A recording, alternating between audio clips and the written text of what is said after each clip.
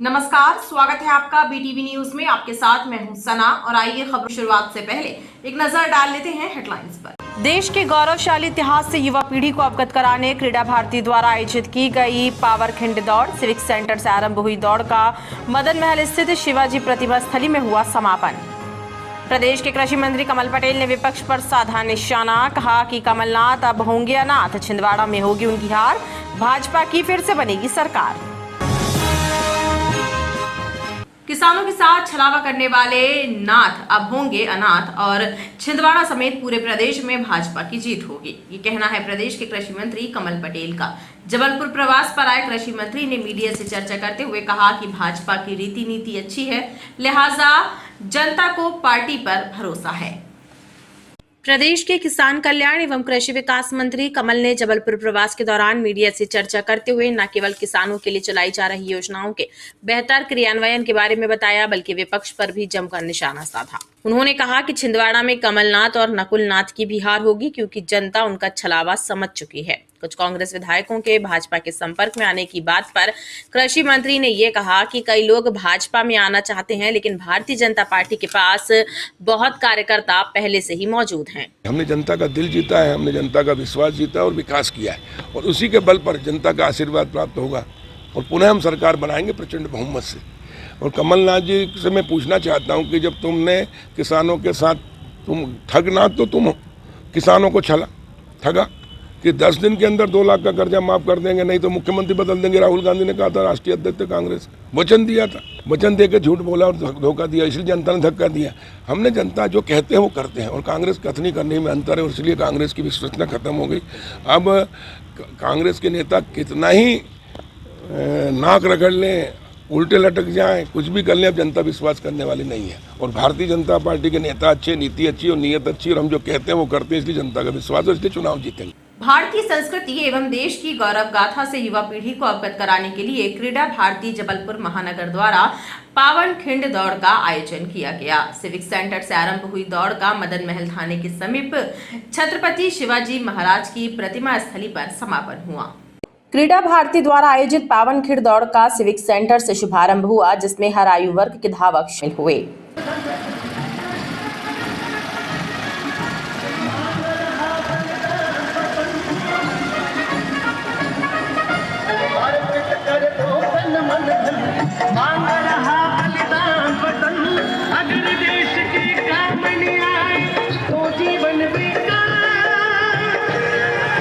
मध्य प्रदेश जन अभियान परिषद के प्रदेश उपाध्यक्ष डॉक्टर जितेंद्र जामदार एवं क्रीड़ा भारती के सदस्यों ने बताया कि छत्रपति शिवाजी महाराज ने पूर्ण स्वराज का शंखनाद किया था और उनकी सेनाओं में कई वीर जाबाज सैनिक शामिल थे, और उन्होंने मुगलों से युद्ध में अपने शौर्य का परिचय देकर शिवाजी महाराज के इस ख्वाब को पूरा करने में योगदान दिया। उन्हीं की स्मृति में पावन खिंड दौड़ का आयोजन किया जा रहा है।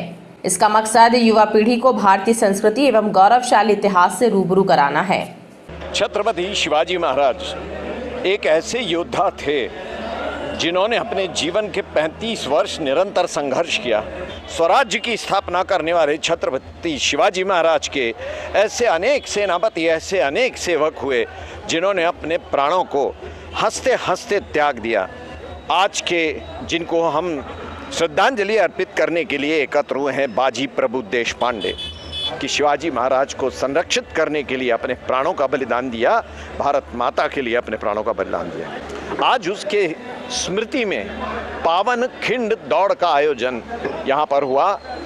क्रीड़ा भारती महाकौशल प्रांत के तत्वावधान में ये आयोजन हुआ। अनेक लोग इस आयोजन से जुड़े, और इसमें वंदे मातरम चौक से भारत माता की मूर्ति के सामने से लेकर छत्रपति शिवाजी महाराज की मूर्ति तक ये दौड़ बच्चे, युवा, वृद्ध सभी लोगों ने मिलकर के पूरी की। भारत माता की जय। छत्रपति शिवाजी महाराज की प्रतिमा पर माल्यार्पण कर सभी ने उन्हें नमन किया। वहीं दौड़ के समापन पर धावक धाविकाओं को पुरस्कृत भी किया गया। कई वर्षों से उपेक्षा का दंश झेल रहे कोटवारों ने एक बार फिर से शासन तक अपनी बात पहुंचाने के लिए जिला प्रशासन को एक मांग पत्र सौंपा है। जबलपुर कोटवार संघ ने बताया कि कलेक्ट्रेट रेट पर मानदेय नहीं दिया जा रहा है और न ही भूमि का मालिकाना हक प्रदान किया गया है, जिसके कारण उनके सामने परिवार का भरण पोषण करने की समस्या आ रही है। कलेक्ट्रेट दर से मानदेय प्रदान करने और भूस्वामी होने का हक दिए जाने की मांग को लेकर जबलपुर कोटवार संघ ने जिला प्रशासन को एक मांग पत्र सौंपा है। कलेक्ट्रेट कार्यालय पहुंचे कोटवारों ने बताया कि जुलाई माह में उन्होंने भोपाल जाकर शासन के समक्ष अपनी समस्याएं बताई थीं और उन्हें आश्वासन भी मिला था, लेकिन काफी समय निकल जाने के बाद भी कोई सुनवाई नहीं हुई। हमारी मुख्य मांग यह है कि हमें कलेक्टर रेट पर मानदेय दिया जाए। हमें मात्र 400 रुपये, इतने 600 रुपये तो निराश्रित पेंशन का आदमी को दिया जा रहा है मध्य प्रदेश शासन के द्वारा। हम उससे भी गए बीते हैं, 24 घंटा काम करते हैं। भूमि स्वामी हक प्रदान किया जाए ज़मीनों का, जो उसमें माफ़ी खिदमती लिखा है। माफ़ी खिदमती का मतलब आप समझते होंगे, जिसमें किसी भी प्रकार का कर नहीं लगेगा। वो ज़मीनें हमारे पूर्वजों की ज़मीन है, जिसमें मध्य प्रदेश शासन ने उसको मध्य प्रदेश शासन दर्ज कर दिया है। वहीं मांगे पूरी न होने पर कोटवारों ने आंदोलन करने की चेतावनी दी है। एक और जहां शहर के कुछ इलाकों में पानी की किल्लत बनी हुई है, तो वहीं कई स्थानों में पाइपलाइन में लीकेज के नजारे दिखाई दे जाते हैं। ऐसा ही नजारा कलेक्ट्रेट से हाईकोर्ट जाने वाले मार्ग के बीच में दिखाई दे रहा है, जहां पाइपलाइन में लीकेज की वजह से पानी की बर्बादी हो रही है। कलेक्ट्रेट चौक के पास पाइपलाइन में हुए लीकेज के कारण पानी की बर्बादी हो रही है। बताया जा रहा है कि पानी की टंकियों को भरने के लिए बिछाई गई पाइपलाइन में से ही एक पाइपलाइन है जिसमें लीकेज हो गया है और 2-3 दिन से पानी बह रहा है, लेकिन इसकी सुध लेने वाला कोई नहीं है। ये कहा गया है जल ही जीवन है, मगर इसके बावजूद मैं देख रहा हूँ कि लगातार यहाँ 3-4 दिन से तो मैंने भी देखा है और ओनली शिकायत करने का प्रयास भी कलेक्टर के माध्यम से किया था, परंतु आज मैं देख रहा हूँ कि आज भी 2 दिन के बाद भी लगातार ये पानी बह रहा है। और आज के समय में जबकि पानी की महती आवश्यकता है, आने वाला समय यहाँ तक कहा गया है कि आने वाला युद्ध जो होगा वो पानी के लिए होगा। इसके बावजूद भी ऐसा पानी बहता रहे और कलेक्ट्रेट के नाक के नीचे कलेक्टर साहब के पास में ये अत्यंत दुर्भाग्यपूर्ण है। मैं तो आपके माध्यम से निवेदन करूंगा कि किसी की शीघ्रता के साथ में इस पानी की समस्या को दूर करके और उसको बंद करें, ताकि प्रारंभिक रूप से सभी को नल के माध्यम से पानी मिले, ना कि ऐसा बहता पानी। लाइन है, रीजनिंग लाइन है, जिससे टंकियाँ भरी जाती है और टंकियाँ भरने के बावजूद भी इनको अधिकारियों को पता ही नहीं है। पानी लगातार 8 दिन से यहाँ गिर रहा, बह रहा है। और अच्छा है कि अभी वो तो जाली लगी हुई है तो थोड़ा रुका हुआ है। अगर जाली ना लगी होती तो पानी का फुहारा हो जाता है, पानी इतना इन्वेस्ट होता, टंकियों में पानी कम जाता। ये कलेक्ट्रेट का चौराहा है। पानी की बर्बादी रोकने के लिए इसका सुधार कार्य कराने पर राहगीरों एवं क्षेत्रीय जनता द्वारा जोर दिया जा रहा है। कबड्डी खेल को बढ़ावा देने के लिए बंगाली क्लब में जिला स्तरीय स्पर्धा का शुभारंभ किया गया। 2 दिवसीय प्रतियोगिता में महिला एवं पुरुष की कुल 25 टीमों ने हिस्सा लिया है। बंगाली क्लब खेल परिसर में आयोजित 2 दिवसीय कबड्डी स्पर्धा का शुभारंभ उत्तर मध्य विधायक विनय सक्सेना के द्वारा किया गया। इस अवसर पर उन्होंने कहा कि कबड्डी खेल को बढ़ावा देने के उद्देश्य से जिला स्तरीय प्रतियोगिता आयोजित की गई है। मारुति क्लब और कदरवाला ये टीम तैयार हो जाए।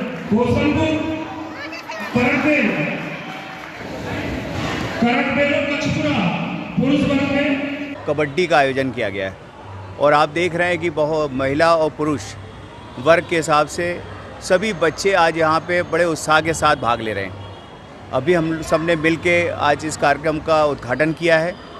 कल तक ये सब प्रतियोगिता आज दिन भर चलेगी, शाम तक, और कल भी दिन भर चलेगी। सभी खिलाड़ियों के लिए पूरी रुकने से लेके बेहतर से बेहतर व्यवस्थाएं की गई हैं।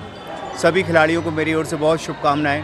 कबड्डी बहुत ही उत्साह और ऊर्जा का खेल है और मुझे उम्मीद है कि आप सभी लोग जो खिलाड़ी आज यहाँ भाग ले रहे हैं अपना अपना उच्च से उच्च प्रदर्शन करेंगे। उत्तर मध्य विधानसभा क्षेत्र के लोकप्रिय विधायक परम आदरणीय विनय सक्सेना जी की अगुवाई में बंगाली क्लब खेल परिसर पर विशाल जिला स्तरीय महिला पुरुष कबड्डी प्रतियोगिता का अभी आपने जैसा देखा विधिवत उद्घाटन माननीय विधायक जी के कर कमलों द्वारा हुआ। इस प्रतियोगिता में लगभग पुरुष वर्ग की 16 और महिला वर्ग की 9 टीमों ने भाग लिया है। प्रतियोगिता में महिला वर्ग की 9 और पुरुष वर्ग की 16 टीमों ने हिस्सा लिया है और इसका समापन रविवार को पुरस्कार वितरण के साथ होगा। बाल संप्रेषण गृह के बच्चों को समाज की मुख्यधारा से जोड़ने के लिए उन्हें रोजगारोन्मुखी प्रशिक्षण प्रदान किया गया। इसके तहत बालकों के द्वारा बनाई गई राखियां एवं कलाकृतियों की प्रदर्शनी जिला अदालत परिसर में आयोजित की गई, जिसका अवलोकन प्रधान जिला एवं सत्र न्यायाधीश आलोक अवस्थी द्वारा किया गया। किशोर न्याय बोर्ड की पहल पर जिला एवं सत्र न्यायाधीश आलोक अवस्थी के मार्गदर्शन में बाल संप्रेषण गृह के बालकों को रोजगारोन्मुखी प्रशिक्षण के बाद बच्चों के द्वारा राखियां एवं कलाकृतियां तैयार की गईं, जिसकी प्रदर्शनी जिला अदालत परिसर में आयोजित हुई। प्रदर्शनी का अवलोकन प्रधान जिला एवं सत्र न्यायाधीश के द्वारा किया गया और उन्होंने भी बालकों के द्वारा निर्मित वस्तुओं की सराहना की। ये जो बच्चों के द्वारा बनाई गई राखियों के विक्रय हो रहे हैं, निश्चित रूप से सराहनीय पहल है। न्यायाधीशगण और अधिवक्तागण की बहुत बड़ी संख्या यहाँ उपस्थित है और ऐसा लगता है कि बच्चों को इससे बहुत प्रोत्साहन मिलेगा।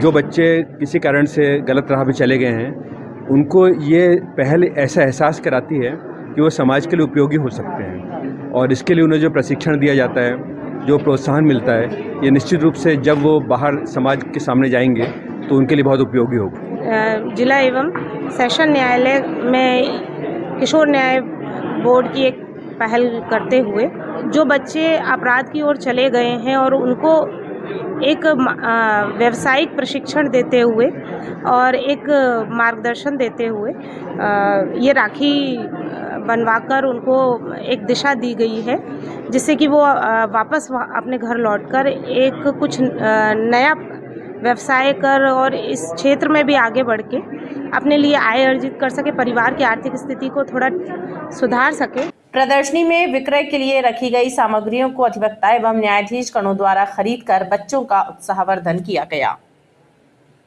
शनिवार की सुबह घमापुर बेलबाग मुख्य मार्ग पर स्थित एक मकान का ऊपरी हिस्सा गिर गया। गनीमत ये थी कि मकान पूरी तरह खाली था, इसलिए बड़ा हादसा टल गया। इस घटना की जानकारी मिलते ही भूमि स्वामी और नगर निगम का अमला मौके पर पहुंच गया था। बताया जाता है कि बारिश के चलते मकान गिरने की ये घटना हुई है।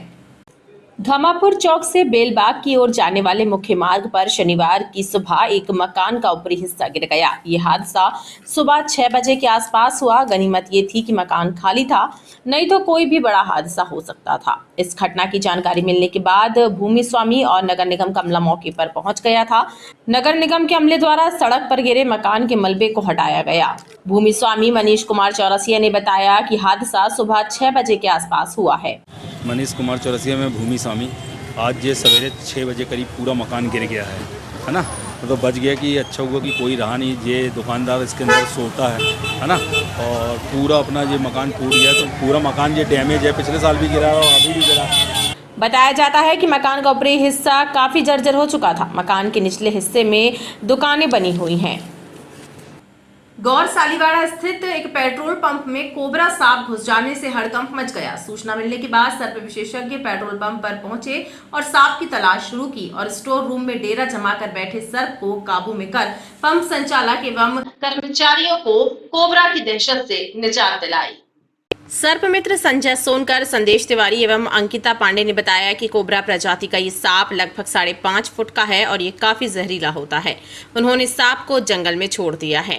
हमारे पास बरेला रोड से फोन आया, जहाँ पे RBS पेट्रोल पंप है, वहाँ से उसके ओनर संजय सोनकर जी का फ़ोन आया कि उनके जो स्टोर वेयर हाउस है, उसका जो भूसा रखने का जो जगह है, वहाँ पे एक 5.5 फीट का कोबरा जो जहरीला होता है वो बैठा हुआ है और काफ़ी दिनों से वो वहाँ पे विचलन कर रहा है। उसके बाद मैं और मेरी सहयोगी अंकिता पांडे वहाँ पे गई, तो हमने देखा कि वो कोबरा दीवार के बीच में, जिसे हमने सुरक्षित रेस्क्यू किया और नज़दीक ही उसे जंगल में विचलन के लिए छोड़ दिया। खबरों का सिलसिला लगातार जारी रहेगा। आप देखते रहिए PTV न्यूज़।